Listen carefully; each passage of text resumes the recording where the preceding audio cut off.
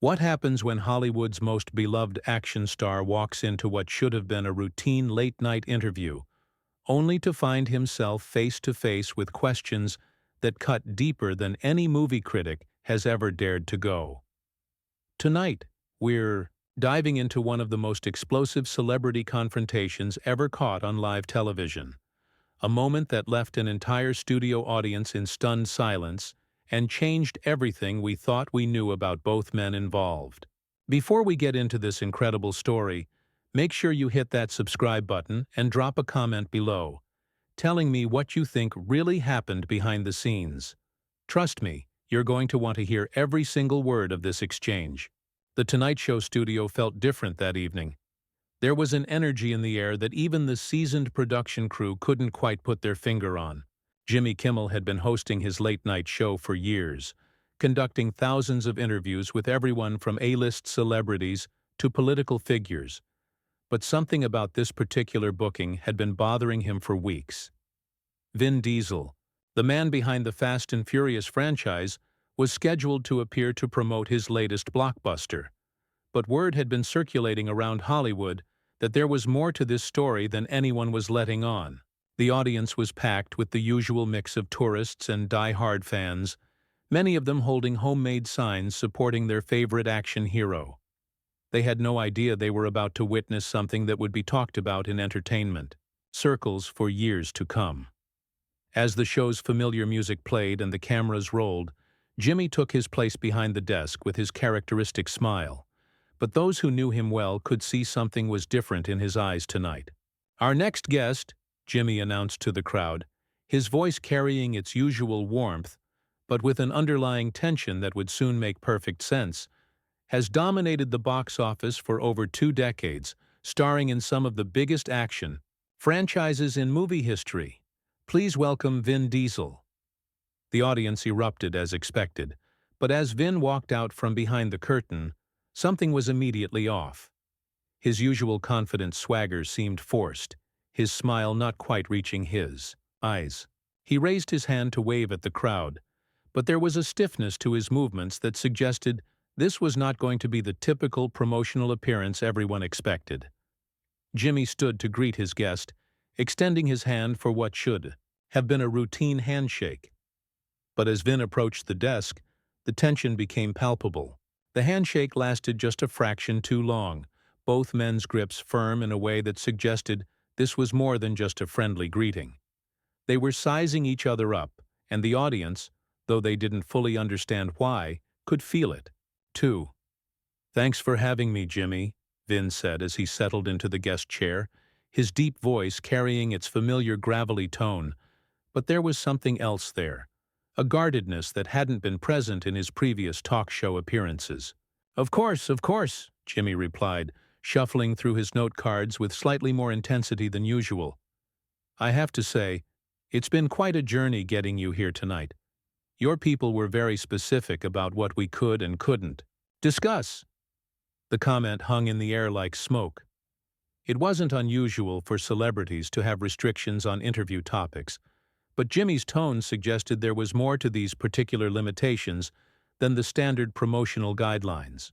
Vin's jaw tightened almost imperceptibly, but the cameras caught it, and those watching closely at home would later replay that moment over and over again. "Well," Vin responded, leaning back in his chair with deliberate casualness, "I'm here to talk about the movie, Jimmy. That's what the fans want to hear about." "Right, the movie." Jimmy nodded, but his eyes never left Vin's face. "Before we get to that, though, I think there's something else people are curious about. Something that's been making rounds in certain circles, if you know what I mean." The studio audience, sensing the shift in atmosphere, began to quiet down. This wasn't the lighthearted banter they were used to hearing on late-night television. There was something almost confrontational happening, and everyone in the room could feel it building. Vin's expression hardened. His hands, which had been resting casually on the arms of his chair, slowly formed into fists. "I'm not sure what you're getting at, Jimmy, but like I said, I'm here to promote my film. That's it." "Oh, come on, Vin," Jimmy pressed, his voice taking on that familiar talk show host cadence. but with an edge that made it clear he wasn't backing down. "We both know why you're really here tonight. This isn't just about another action movie, is it? This is about damage control." The words hit the studio like a thunderclap. Several audience members exchanged confused glances, while others pulled out their phones, sensing that something extraordinary was unfolding before their eyes. The production crew behind the cameras began to shift nervously, unsure whether they should continue rolling or cut to commercial. Vin leaned forward in his chair, his massive frame suddenly seeming even more imposing under the studio lights. His voice, when he spoke, was quiet, but carried a warning that everyone in the room understood. "Jimmy, I think you need to be very careful about where you take this conversation. Very careful." But Jimmy Kimmel had built his career on pushing boundaries, on asking the questions that others wouldn't dare ask. He had interviewed presidents and pop stars, comedians and criminals, and he had never backed down from a challenge. Tonight would be no different. "Careful?" Jimmy repeated, his eyebrows raised in mock surprise. "Vin, the only thing I need to be careful about is making sure our viewers get the truth. And the truth is, there are some very serious allegations floating around Hollywood right now, allegations that involve you directly." The studio fell completely silent. Even the usually chatty audience members stopped their whispered conversations. This was no longer a typical celebrity interview. This was something else entirely, something that felt dangerous and unpredictable. Vin's face flushed red, his legendary composure finally beginning to crack. "What allegations? What are you talking about?" Jimmy leaned back in his chair, a slight smile playing at the corners of his mouth. He knew he had struck a nerve, and, like any experienced interviewer, he was prepared to exploit that opening. "Oh, I think you know exactly what I'm talking about. The question is, are you going to address it honestly, or are we going to keep playing games?" The tension in the studio had reached a breaking point. Vin Diesel's knuckles were white as he gripped the arms of his chair, his breathing visibly deeper as Jimmy Kimmel waited for an answer to his loaded question. The audience sat in complete silence, their phones now openly recording what they sensed was about to become television history. "Games?" Vin finally responded, his voice barely controlled. "Jimmy, the only game being played here is the one you're playing right now. You invited me on your show under false pretenses." Jimmy's expression didn't change, but there was a glint in his eyes that suggested he was enjoying this more than he probably should have been. "False pretenses? Vin, I invited you here because there are questions that need to be answered. Questions about your behavior on set. Questions about how you treat the people who work for you." "My behavior on set?" Vin's voice rose slightly, and for the first time since the interview began, his famous composure completely slipped. "I've been making movies for over 20 years, Jimmy. I've worked with hundreds of actors, thousands of crew members. My reputation speaks for itself." "Does it, though?" Jimmy countered, pulling out a piece of paper from beneath his desk. "Because I have here a letter, signed by 17 different crew members from your last 3 films. 17 people who worked directly with you, Vin. And what they have to say about your conduct is, well, it's pretty damning." The studio audience gasped audibly. This wasn't the typical late-night comedy they had come to expect. This was investigative journalism, happening in real time, and the target was one of Hollywood's biggest stars. Several people in the front row leaned forward in their seats, straining to hear every word. Vin's face went through a series of expressions: shock, anger, and something that looked almost like fear. "You don't know what you're talking about. Jimmy, you don't know anything about making movies, about the pressure, about what it takes to deliver the kind of entertainment that people expect." "Then explain it to me," Jimmy said, his voice steady and professional. "Explain to me why 17 different people who have nothing to gain and everything to lose by speaking out, would all tell the same story about you. Explain to me why 3 different actresses have quietly left projects rather than work with you again." The accusation hung in the air like a physical presence. Vin stood up from his chair so quickly that it rolled backward, the sudden movement causing several audience members to flinch. His massive frame towered over Jimmy's desk, and for a moment, it seemed like the interview might turn physical. "You want to play this game, Jimmy?" Vin's voice was now a low growl that seemed to emanate from somewhere deep in his chest. "You want to sit there behind your little desk and make accusations based on gossip and hearsay? Fine, let's play." Jimmy, to his credit, didn't flinch. He had dealt with hostile guests before, though perhaps none quite as physically imposing as the man currently looming over him. "It's not gossip, Vin. It's testimony. Sworn statements from people who worked with you. People who described a pattern of behavior that, frankly, has no place in any workplace, let alone a movie set." "Testimony?" Vin laughed, but there was no humor in it. "Testimony from who? Disgruntled employees? People who couldn't handle the intensity of what we do? Jimmy, when you're making a $100 million movie, when you've got the studio breathing down your neck, when you've got insurance companies and investors and distributors all watching your every move, you don't have time to hold everyone's hand and make sure their feelings don't get hurt." "This isn't about hurt feelings," Jimmy shot back, his own voice beginning to rise. "This is about abuse of power. This is about a pattern of intimidation and harassment that multiple sources have described in detail. Are you telling me that all of these people from different films, different time periods, are all lying?" Vin began pacing behind his chair, his hands clenched into fists at his sides.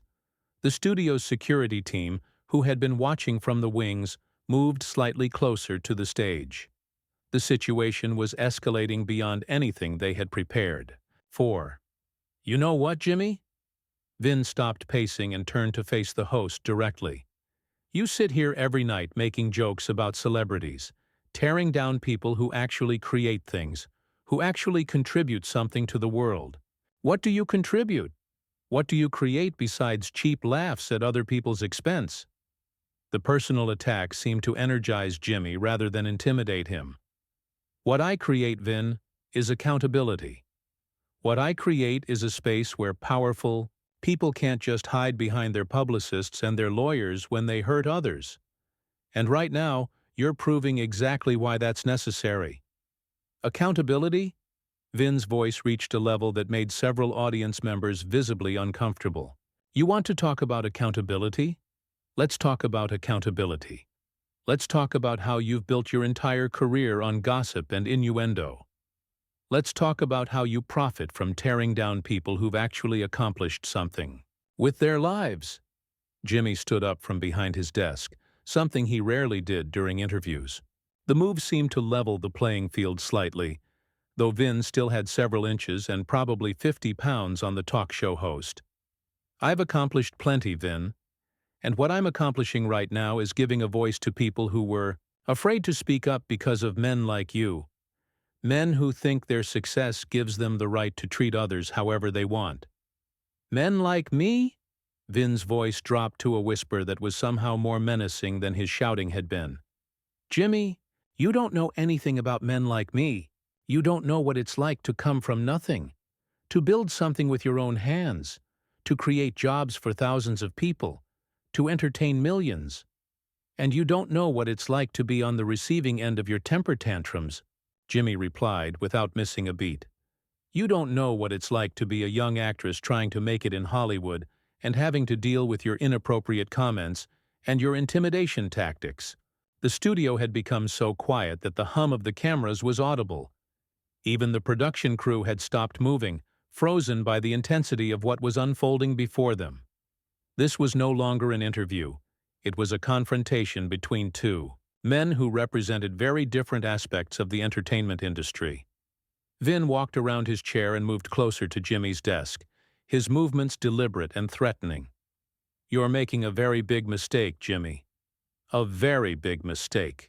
"The only mistake I'm making," Jimmy responded, holding his ground, "is not asking these questions sooner. The only mistake I'm making is letting people like you operate in the shadows for so long." "People like me?" Vin repeated, his voice now barely audible but somehow carrying more weight than all his previous shouting. Jimmy, people like me are the reason people like you have jobs. People like me create the content that you comment on, that you make jokes about, that pays for your salary and your house and your kids' college education.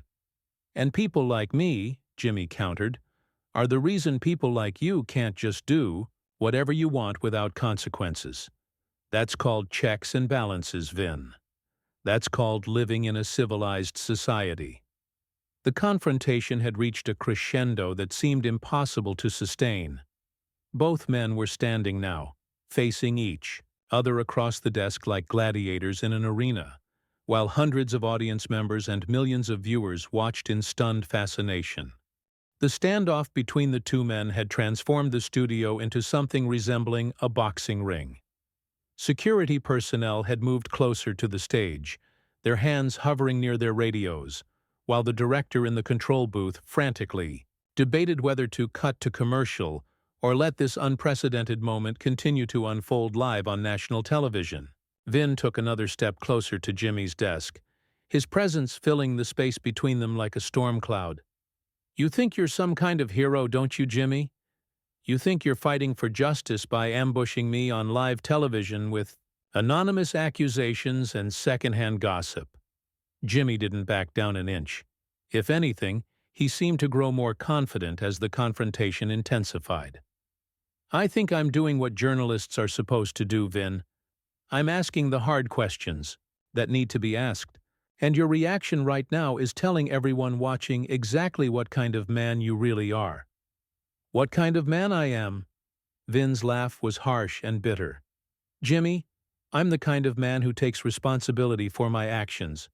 I'm the kind of man who's built an empire from nothing. I'm the kind of man who employs thousands of people and creates entertainment that brings joy to millions. What kind of man are you?" The audience was completely transfixed.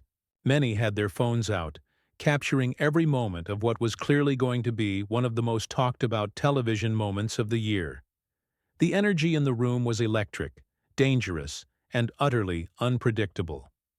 "I'm the kind of man who doesn't hide behind his success when he's called out for bad behavior," Jimmy responded, his voice steady despite the mounting tension. "I'm the kind of man who believes that fame and fortune don't give you the right to mistreat others. And I'm the kind of man who's not going to be intimidated by someone just because they're bigger and louder than I am." Vin slammed his palm down on Jimmy's desk with such force that several items jumped, including Jimmy's coffee mug, which tipped over and spilled across his note cards.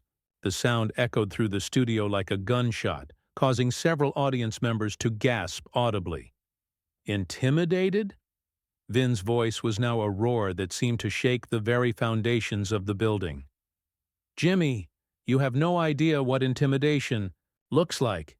You sit here in your safe little studio, protected by your cameras and your security team, throwing around accusations like confetti. You want to see what real intimidation looks like?" For the first time since the interview began, Jimmy seemed to waver slightly. The physical display of aggression had clearly crossed a line, and everyone in the studio could feel the danger in the air. But even as his hands trembled slightly, Jimmy's voice remained strong. "What I want to see, Vin, is you taking responsibility for your actions instead of trying to bully your way out of this conversation. What I want to see is you acknowledging that the people who worked with you deserve better than what they got." "Responsibility?" Vin grabbed the edge of Jimmy's desk, with both hands, leaning over it until his face was just inches from the host's. "You want to talk about responsibility? I'll tell you about responsibility. I'm responsible for creating some of the most successful film franchises in history. I'm responsible for generating billions of dollars in revenue for studios. I'm responsible for the livelihoods of everyone who works on my projects."